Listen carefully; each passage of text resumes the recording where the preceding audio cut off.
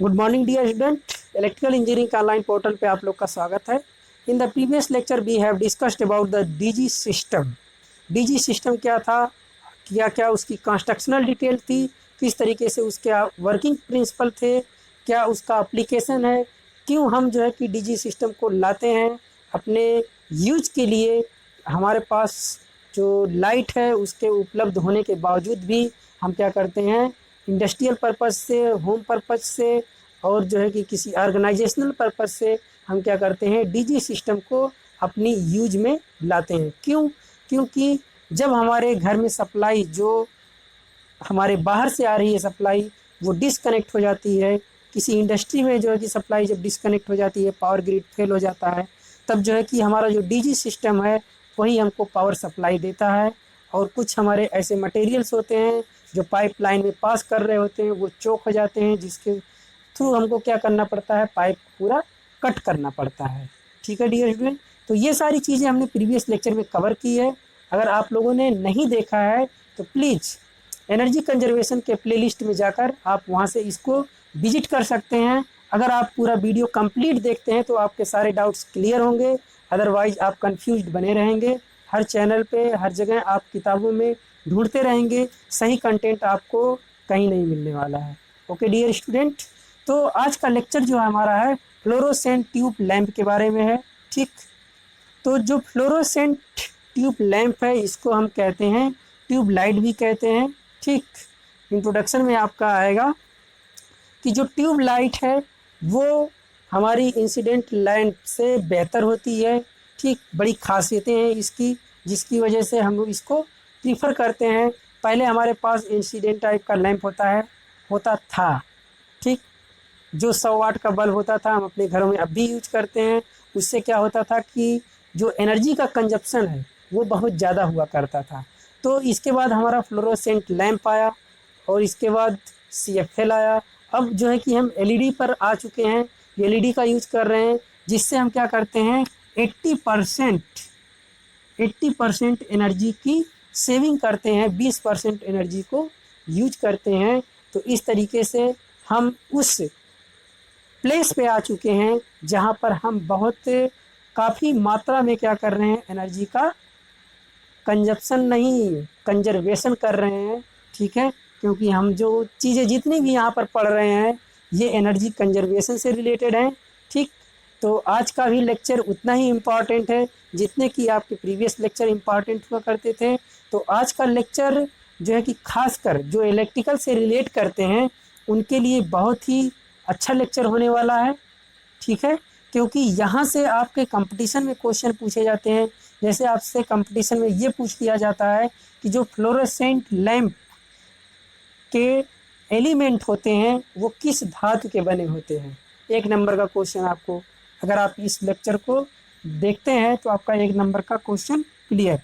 ठीक, और जो आपका ये स्टार्टर होता है इसका इसका हम यूज क्यों करते हैं। ठीक, जो हमारे बल्ब हुआ करते थे 100 वाट के, वो बल्ब क्या होते थे, उनको आप होल्डर में लगा दीजिए, स्विच को ऑन कीजिए, तुरंत वो क्या होते हैं, हमको लाइट प्रोवाइड कर देते हैं। लेकिन जो फ्लोरोसेंट लैंप ट्यूब है, ठीक, जो फ्लोरोसेंट ट्यूब लैंप है ये हमको सप्लाई से कनेक्ट करने के बाद, स्विच ऑन करने के बाद ये ऑटोमेटिकली हमको लाइट नहीं देते हैं, रोशनी नहीं देते हैं। ठीक, तो इनको स्टार्ट करने के लिए हमको किस चीज़ की ज़रूरत पड़ती है, स्टार्टर की। ठीक, स्टार्टर की ज़रूरत पड़ती है। तो जो स्टार्टर होते हैं यहाँ पर बेसिकली स्टार्टर 2 तरीके के हैं, एक हमारा थर्मल स्टार्टर है, दूसरा हमारा ग्लो टाइप का स्टार्टर है। ठीक है, तो आपसे पूछ सकता है कि जो ग्लो टाइप का स्टार्टर है उसमें R और C कैसे लगे होते हैं, सीरीज में, पैरेलल में। ठीक, इसके कैसे लगे होते हैं, सीरीज में कि पैरेलल में। तो जो हमारे फ्लोरोसेंट ट्यूब के कनेक्शन आ रहे हैं उसके सीरीज में लगे होते हैं, और जो RC है ये भी आपका एक दूसरे के कैसे सीरीज में लगे होते हैं। और इसके अंदर ये आपका एक ग्लास होता है। ठीक, पहले सब कुछ कंस्ट्रक्शनल डिटेल्स में चल रहे हैं हम लोग। ठीक, तो हमको सबसे पहले किस चीज़ की ज़रूरत पड़ेगी, एक ट्यूब लाइट की।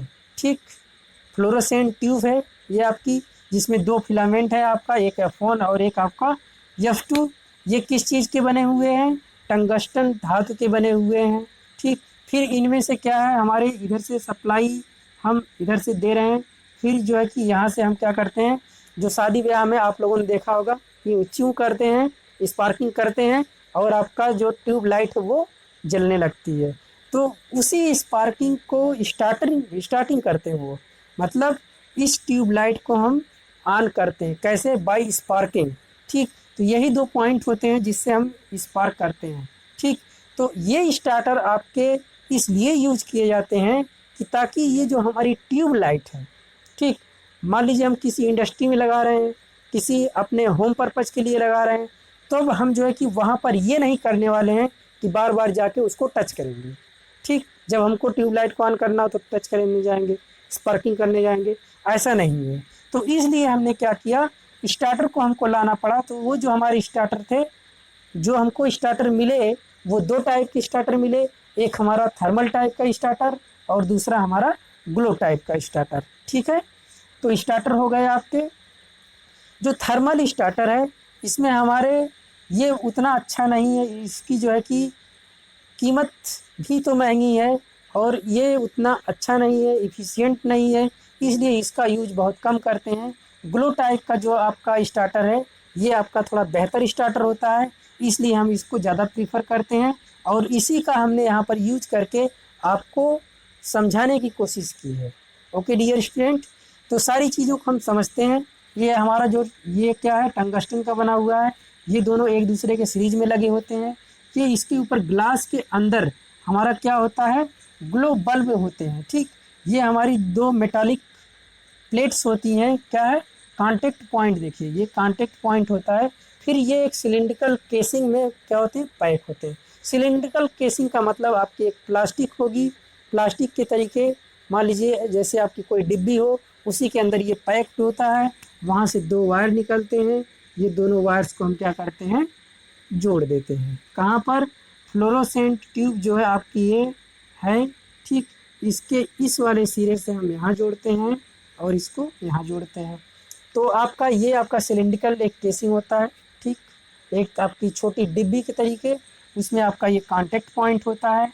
जब आपकी इसमें इलेक्ट्रिसिटी जाती है तो ये हीटिंग की वजह से क्या होता है, आपस में सट जाते हैं, ठीक है। और ये एक शीशे के अंदर बंद होते हैं, ठीक। इसको आप जो है कि मरकरी स्विच के तरीके ये काम करते हैं। इसके अंदर एक गैस भरी होती है। वो जो गैस भरी जाती है वो बेसिकली इनर्ट गैस भरी जाती है। आप हीलियम को प्रीफर कर सकते हैं, आर्गन को प्रीफर कर सकते हैं। वो अपनी ज़रूरत के हिसाब से, अपनी रिक्वायरमेंट के हिसाब से, अपनी इफ़िशियंसी के हिसाब से हम इसको क्या करते हैं, प्रीफर करते हैं, ठीक। एक क्वेश्चन और जो है आपके कंपटीशन में अच्छा पूछा ये जाता है कि जो चोक कॉइल होती है, इसका क्या काम होता है हमारी फ्लोरोसेंट ट्यूब में। और उससे भी इम्पॉर्टेंट क्वेश्चन ये बनता है कि जो आपका यहाँ पर एक कैपेसिटर सी है, ठीक, इसका क्या काम है जब हम फ्लोरोसेंट ट्यूब को ऑन करते हैं या चालू करते हैं या अपने घरों में अपने पर्पज़ के लिए जब हम इनका यूज करते हैं, तो इस कैपेसिटर का क्या काम है, इस चोक का क्या काम है, इस चोक को हम कैसे लगाते हैं, सीरीज में लगाते हैं कि पैरेलल में लगाते हैं, इस कैपेसिटर को हम कैसे लगाते हैं, सीरीज में लगाते हैं कि पैरेलल में लगाते हैं, ठीक। तो सारी चीज़ें आपको क्लियर होंगी। बस क्या है, आपको वीडियो में बने रहना है, सारी चीज़ें आपको मैं क्लियर करा दूंगा, ठीक। तो हमने बता दिया आपका थर्मल टाइप का जो है कि स्टार्टर होता है और ग्लो टाइप का स्टार्टर होता है, ठीक। ग्लो टाइप का स्टार्टर आपका सबसे बेहतर होता है। फ्लोरोसेंट ट्यूब के बारे में बता देता हूँ। ये आपका ग्लास का बना होता है, ठीक। और यहाँ से आपके 4 टर्मिनल निकले होते हैं, ठीक। ये 2 पॉइंट और ये 2 पॉइंट, ठीक। फिर ये दोनों पॉइंट एक साइड से हम क्या करते हैं, सप्लाई से जोड़ते हैं। तो जो हमारी ये चोक है, ठीक, चोक की भी बात करेंगे, कैपेसिटर की भी बात करेंगे, फिर हम लास्ट में आएंगे वर्किंग के बारे में, ठीक है। लास्ट में आएंगे वर्किंग के बारे में, किस तरीके से ये वर्क करेगी, ठीक। तो जो चोक कॉइल है, चोक सिंपली मतलब आपकी एक कॉइल बाउंड की होगी किसी चीज़ पे। तो जो चोक होती है ये आपकी एयर कोर होती है, ठीक। एयर टाइप की भी चोक होती है और कोर टाइप की होती है। कोर टाइप का मतलब हम कोर मटेरियल ले लिए कोई, उसके ऊपर हमने बाइंडिंग कर दिया, ठीक, दो टर्मिनल निकल गए, एक टर्मिनल को यहाँ पे टच किया, एक टर्मिनल को यहाँ पे टच कर दिया, तो ये हो गई आपकी चोक। ठीक, तो जो चोक है ये फ्लोरोसेंट ट्यूब के सीरीज में लगी होती है और इसका ये काम होता है कि इंस्टेंटेनियसली अचानक एकाएक क्या करता है, ये वोल्टेज को बढ़ा देता है। जैसा कि आप जानते हैं कि जब किसी भी एसी सर्किट में आप लोगों ने पढ़ा होगा कि जब किसी सर्किट में हम यल लगा देते हैं, यल मीन्स कॉयल, इंडक्टर, ठीक, किसी भी सर्किट में हम कॉयल लगा देते हैं, ठीक, तो क्या होता है कि जो वोल्टेज होता है वो लीड करता है और करंट हमारी लैग करती है 90 डिग्री। ठीक, तो एट दैट इंस्टेंट वोल्टेज आपका बहुत ही तेज़ी से बढ़ जाता है और क्या होती है, जो इसके अंदर गैस भरी है, कौन सी गैस भरी है, बैरियम ऑक्साइड गैस भरी है। ठीक, बैरियम ऑक्साइड गैस नहीं भरी है, बैरियम ऑक्साइड की इसके ऊपर लेपिंग की जाती है जिसकी वजह से आपके डिफरेंट डिफरेंट कलर आते हैं। तो ये बैरियम है, ठीक, तो इसकी वजह से आपका कुछ कलर मिलेगा। ठीक, अगर आप दूसरा कोई जो है कि कंपोनेंट यूज करते हैं इसका केमिकल का जो, तो उसको उसकी वजह से आपको लाइट का जो कलर है वो दूसरी तरह का मिलेगा। ठीक है, तो इसमें जो है कि आपका क्या होता है, जब हम सप्लाई इसमें देते हैं तो हमारा जो होता है थर्माइनिक इमिशन होता है। ठीक, थर्माइनिक इमिशन होने की वजह से गैस जो इसके अंदर भरी होती है वो क्या हो जाती है, आयनाइज हो जाती है। ठीक, एक चीज़ और देख लेते हैं, यहाँ पर कैपेसिटर का क्या काम है। ठीक, तो यहाँ पर जो कैपेसिटर लगाया गया है, सप्लाई से जब हमारी सप्लाई जा रही तो उसके पैरेलल में हम कैपेसिटर लगा दिए। ठीक, तो किसी भी सर्किट में जब हम कैपेसिटर को लगा देते हैं, ठीक, तो वो क्या करता है, पावर फैक्टर को इम्प्रूव करता है, पावर फैक्टर को इम्प्रूव करता है कैपेसिटर। और क्वेश्चन ये जो कंपटीशन में पूछा जाता है कि ये सीरीज में लगता है कि पैरेलल में, तो आपका ये पैरेलल में लगता है सप्लाई के। ठीक है, जो हमारी एसी सप्लाई है उसके पैरेलल में लगता है कैपेसिटर। तो सारी चीज़ें आपको इसमें क्लियर हो गई कि कंस्ट्रक्शनल डिटेल में हमारे क्या क्या कंपोनेंट लगे हुए हैं। हमारा इंट्रोडक्शन में आप क्या बताएंगे कि जो फ्लोरोसेंट लैंप ट्यूब है ये सेल्फ स्टार्टिंग नहीं है, जैसा कि हमारे इंसिडेंट टाइप के जो लैंप होते हैं वो सेल्फ स्टार्टिंग होते हैं, उनको सप्लाई में जोड़ दीजिए तुरंत वो जो है कि ग्लो होना स्टार्ट कर देते हैं। ठीक है, लेकिन जो फ्लोरोसेंट लैंप है इसको सप्लाई में हमको जोड़ देने से ये डायरेक्ट आपके चालू नहीं होते, हमको डायरेक्ट जो है कि रोशनी नहीं देते हैं, इल्यूमिनेस नहीं देते हैं, लेकिन जो हमारे इंसिडेंट टाइप के बल्ब होते हैं वो हमको डायरेक्ट रोशनी देते हैं। तो इनको स्टार्ट करने के लिए हमारे पास दो मेथड हैं, ऑटोमेटिकली स्टार्ट करने के लिए, मैनुअली स्टार्ट करने के लिए आप स्पार्किंग करते हैं। तो ऑटोमेटिकली स्टार्ट करने के लिए हमारे दो तरीके हैं, एक जो है कि थर्मल टाइप का स्टार्टर और दूसरा आपका ग्लो टाइप का स्टार्टर। ठीक है, इसके बाद हमने आपको बताया कि फ्लोरोसेंट ट्यूब क्या है, इसमें हमारे दो क्या है, यहाँ पर फिलामेंट लगे हुए हैं। फिलामेंट आपके किसके बने होते हैं, टंगस्टन की धातु के बने होते हैं, टंगस्टन धातु के बने होते हैं। ठीक, और इसके इस सिरे पर क्या करते हैं, हम कोटिंग कर देते हैं बैरियम ऑक्साइड से। ठीक, बैरियम ऑक्साइड से हम क्या कर देते हैं, कोटिंग कर देते हैं। तो अब जो है कि ये समझ लेते हैं, फ्लोरोसेंट ट्यूब के बारे में भी देख लिया। चोक आपकी जस्ट लाइक एक कॉयल है, कॉयल को बाउंड करके ठीक हमने इसके सीरीज में जोड़ दिया है। कैपेसिटर हमने यहाँ पर एक कैपेसिटर लगाया है, ये पावर फैक्टर को इम्प्रूव करने के लिए यूज किया गया है। और ये जो है कि इसको स्टार्ट और ऑन और ऑफ करने के पर्पज से, जैसे हमारी आरसी सर्किट होती है, ठीक, तो उसका वहाँ पर यूज किया गया है। ठीक, तो यहाँ पर जो रेजिस्टेंस की वैल्यू है वो अप्रॉक्सीमेटली आपकी 10 ओम रखी जाती है। ठीक, और इसकी वैल्यू 0.05 माइक्रोफैरड रखी जाती है। ठीक है, और इसकी वैल्यू अपनी रिक्वायरमेंट के बेसिस पे हम रख सकते हैं। ठीक, अप्रॉक्सीमेटली हम जो है कि 2.25 माइक्रोफैरड का यहाँ पर कैपेसिटर यूज कर सकते हैं। ठीक है, तो ये हो गया आपका पूरा कंप्लीट कंस्ट्रक्शनल डिटेल्स।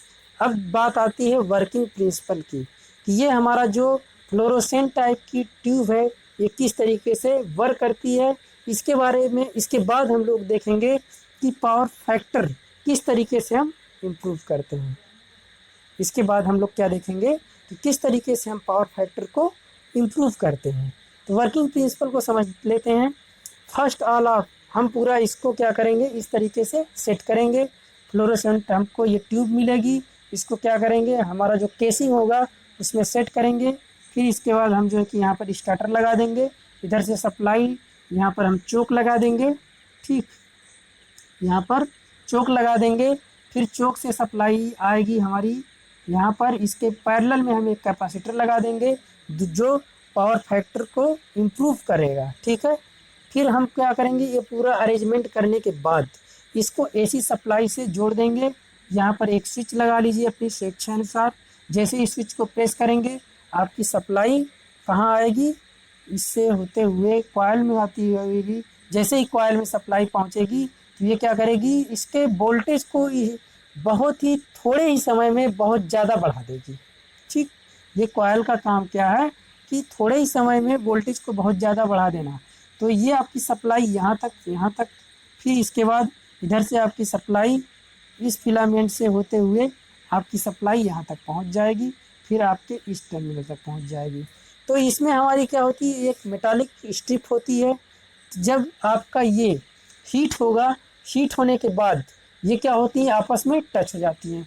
जब ये आपस में टच हो जाती है तो आपकी सर्किट कंप्लीट होती है। तो उसी दौरान आपका यहाँ का वोल्टेज बहुत ज़्यादा हो जाता है। ठीक, और वोल्टेज ज़्यादा होने की वजह से आपकी करंट क्या हो जाती है, लिमिट हो जाती है। चोक का काम दो होता है, एक तो वोल्टेज को अचानक बढ़ाने के लिए और करंट को क्या करने के लिए, लिमिट करने के लिए। ठीक है, यहाँ पर चोक का दो पर्पज़ है। एक तो पहला है कि वोल्टेज को थोड़े ही समय में बहुत ज़्यादा बढ़ा देना, और दूसरा काम ये है कि करंट की वैल्यू को लिमिट करना। ठीक, तो हम देखते हैं कि जब हमने ये पूरा सेटअप कर दिया, ये जो है कि ये कनेक्ट हो गया, तब यहाँ पर जो है कि आपका ये हीट होना स्टार्ट कर देगा। जो टंगस्टन की ये क्या है, एलिमेंट है। ठीक, टंगस्टन का ये जो फिलामेंट है ये आपका क्या होना, हीट अप होना स्टार्ट कर देगा, और आपकी जो ये गैस इसके अंदर भरी गई है, ठीक, ये आयनाइज होने लगेगी। जब गैस आयनाइज होगी तो ये आपका ग्लो होना स्टार्ट कर देगा। जब जैसे ही ये पूरा ग्लो होना स्टार्ट करेगा तो ये जो यहाँ पर बेरियम ऑक्साइड का लेप किया गया है, ये भी आपका पूरे ट्यूब में क्या हो जाता है, फैल जाता है। जब आपका पूरे ट्यूब में फैल जाता है तो आपको प्रॉपर इल्यूमिनस मिलने लगता है। ठीक, तो जैसे ही ये आपका ग्लो होना स्टार्ट करेगा तो धीरे धीरे आपका ये क्या होगा, जो कांटेक्ट मेक हुआ था वो कांटेक्ट आपका ओपन हो जाएगा। फिर ये कांटेक्ट तब तक ओपन बना रहेगा जब तक आपकी लाइट कट नहीं करते। मान लीजिए आपकी लाइट यहाँ से कट कर दिया, डिस्कनेक्ट कर दिया, तब जो है कि फिर ये ओपन बना रहेगा। फिर आप जो है कि इसको ऑन करते हैं, फिर सारी प्रोसेस सेम होगी। फिर जो है कि ये क्या होगा, हीट होने की वजह से मेल्ट नहीं होगा, हीट होने की वजह से बेंट होगा, मेल्ट नहीं होगा, बेंट होगा। तो आपस में ये टच हो जाएंगे। जैसे ही आपस में टच हो जाएंगे तो सर्किट कंप्लीट होगी। ठीक, फिर जो है कि थोड़ी देर बाद जैसे ही आपका ये ग्लो होना चालू कर देगा, हमको इल्यूमिनस प्रोवाइड करने लगेगा, तब हम देखते हैं कि फिर जो है कि ये आपका ओपन हो जाता है। ठीक है, तो यही प्रोसेस बार बार होती रहती है। ठीक, तो नेक्स्ट हम देखने वाले हैं कि किस तरीके से हम इसमें पावर फैक्टर को इम्प्रूव करते हैं। कैपेसिटर के माध्यम से हम किस तरीके से पावर फैक्टर को इम्प्रूव करते हैं, इस चीज़ को हम देखने वाले हैं अभी। ठीक है, ओके डियर स्टूडेंट, तो चलिए हम लोग पावर फैक्टर को कैसे इम्प्रूव करते हैं इसको भी देख लेते हैं। ठीक, कि किस तरीके से हमारा पावर फैक्टर इम्प्रूव होता है इस कैपेसिटर को पैरेलल में लगाने से।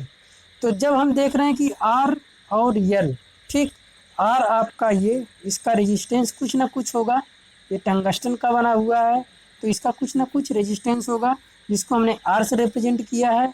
ये इसके सीरीज में लगा हुआ है। ठीक, आपसे क्वेश्चन कंपटीशन में पूछा जा सकता है कि जो आपका फिलामेंट है वो चोक कॉइल के कैसे है, पैरेलल में है, सीरीज में है, या दोनों में है, या किसी में नहीं है। या आपसे क्वेश्चन बना के कंपटीशन में आपसे क्वेश्चन पुटअप किया जा सकता है। तो जब भी किसी भी सर्किट में, जब किसी आरएल सर्किट में आर और यल एक दूसरे के सीरीज में लगे होते हैं, तब हमारा जो वोल्टेज होता है वो लीड करता है। अगर हमने वोल्टेज को रेफरेंस मान लिया तो करंट हमारी क्या करती है, लैग करती है। हमने आपको बताया था आईसी, इलेक्ट्रॉनिक्स वालों विशेष ध्यान देना, I for current, C for current. जब आपकी आईसी होगी चिप में, ठीक, किसी भी चिप की ज़रूरत पड़ेगी तो आईसी आपको लगाना पड़ेगा, तो क्या होगा, करंट लीड करती है कैपेसिटर में और करंट लैग करती है इंडक्टर में। तो हमारी की, और जब हमारे किसी सर्किट में आर मतलब कोई रेजिस्टिव लोड कनेक्ट होता है तो करंट और वोल्टेज दोनों सेम फेज में होते हैं, ठीक है। और यहाँ पर हम देख रहे हैं आर और यल दोनों एक दूसरे के कैसे सीरीज में है। तब हमने वोल्टेज को रेफरेंस मान लिया। जब वोल्टेज को हमने रेफरेंस मान लिया तो हम देख रहे हैं कि करंट हमारी क्या कर रही है, लैग कर रही है। कितना डिग्री, 5 डिग्री लैग कर रही है, ठीक है। 60 इसको नहीं मानते हैं, मान लेते हैं हमारी ये 5 डिग्री क्या कर रही है, लैग कर रही है। अब जो है कि हमको पावर फैक्टर को इम्प्रूव करना है, मतलब इस पावर फैक्टर को, जो एंगल हमारा मान लीजिए 60 है, तो हमको इस एंगल को और कम करना है, ठीक है। तो हम क्या करते हैं, जब किसी सर्किट में, इसी सर्किट में हमने क्या किया कि एक पैरेलल में कैपेसिटर को जोड़ दिया। जब हम इस सर्किट में क्या किया, कैपेसिटर को जोड़ दिया, तो हम देख रहे हैं कि यही करंट I1 और I2 दो भागों में क्या हो जा रही है, डिवाइड हो जा रही है। ये करंट आपकी I1 और I2 दो भागों में डिवाइड हो जा रही है। तो I1 की वजह से आपको, हमने वोल्टेज इसमें रेफरेंस मान लिया है, ठीक है प्यारे बच्चों। हमने क्या किया है, वोल्टेज को रेफरेंस मान लिया है। तब हम देख रहे हैं कि जो हमारी करंट